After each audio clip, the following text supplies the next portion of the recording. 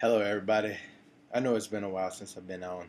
Took a short hiatus, took some leave, went home to plan the wedding with my beautiful fiancee Simone. So, what are we going to talk about today on this date, March 6th? We're going to talk about a little bit of fitness. No, I'm not going to do what the Hodge brothers do, all that. That's their stick. But just do my own thing. I'm representing myself. And the shirt says it all. Life's a pitch. What do we mean by that when it comes to fitness?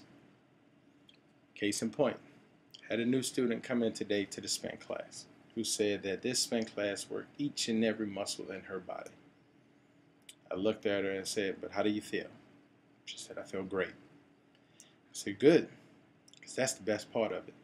That little euphoric feeling when the endorphins are dancing around, not Harlem shaking, no, when they're actually dancing around, they're all happy and they're all over the place.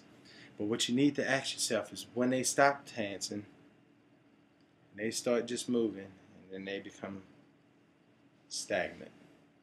You have to ask yourself the most important question of all. And to borrow this question from one of my idols that is near and dear to my heart, Mr. Ric Flair. You have to ask yourself, what's causing all this? Fitness is causing this. It's like a drug. The drug that you need. The drug that you can't live without. No, it's not Tylenol. It's not Benadryl. It's fitness. Fitness is that drug that keeps you going, that keeps you motivated, keeps you moving. When you're running up the street and you're like, "Oh man, I feel great. I feel good." Is there anything that cannot keep me going? Yes. It's when you become stagnant. That sedentary lifestyle is what we do not need. The sedentary lifestyle, look at it like this, is the furlough that the government's been talking about. Do you want to sequester your health, your life, time with family and friends? Oh no. Do you want to furlough your life to that one day? Oh, well, I can work out this day, but I can't work out that day. Not saying you shouldn't take a rest. But see, the furlough becomes a creature of habit. And when that creature of habit begins to eat, not in the physical sense, but you already know you're supposed to be taking days off. You already know you're supposed to listen to your body and give it time to rest. But then when you bring that furlough in, what happens? Those couple of days mingle together. And then next thing you know, those couple of days become another couple of days. And they become another couple of days. And then after that, there's nothing. That's why life's a pitch. Life is going to pitch you all kinds of deadlines. It's going to pitch you all kinds of obstacles. It's going to say, listen, you don't have time to mark those calories down. You don't have time to get your act together and go in there and do at least 20 minutes. Break a sweat. Break a sweat. You don't have minutes to cook a healthy, decent meal or even cook for the week. Another one of my classmates says on Sundays she cooks everything for the week. That goes from Sunday night up until Saturday afternoon.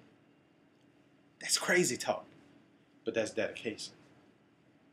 That's dedication to the cause. She is not going to furlough her fitness. She's not going to furlough her good, healthy living habits. She's not going to sequester her life because life has thrown a couple of obstacles at her. Life's a pitch.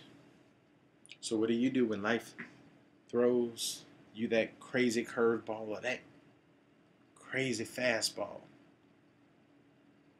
You knock it out of the park. That's what you do.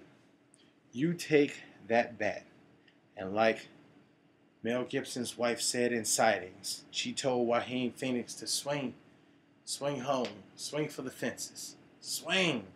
The next thing you know, you make that connection, you'll see all of that nonsense home.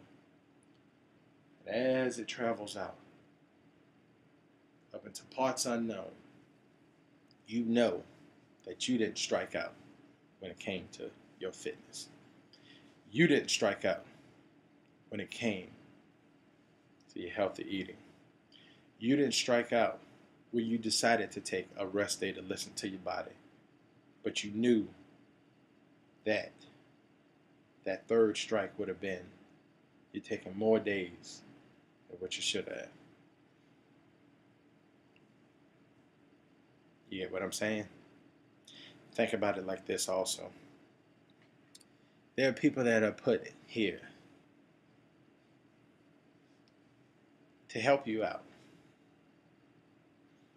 Talk to them.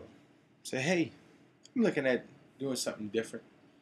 I'm looking at doing something that I can see myself living a different lifestyle. And I'm not saying y'all got to look like Arnold back in his prime. You ain't got to look like Lee Haney back in his prime, Michael Jai White right now.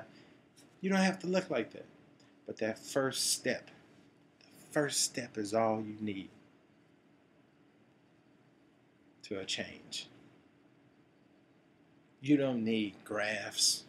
You don't need charts. You just got to put that one foot in front of the other. And I'll leave you on this note, because I don't want to take up any more of your time. Last but not least, to the person who got me where I needed to be. Everyone that was involved, trust me, there was a conglomerate of people involved that got me where I am today. Okay? But there's one person who sometimes when I said, oh man, I don't know, when can I do it? How can I do it? What should I do? I just say, hey, what's 2 plus 2?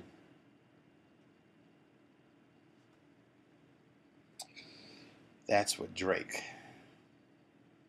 would do.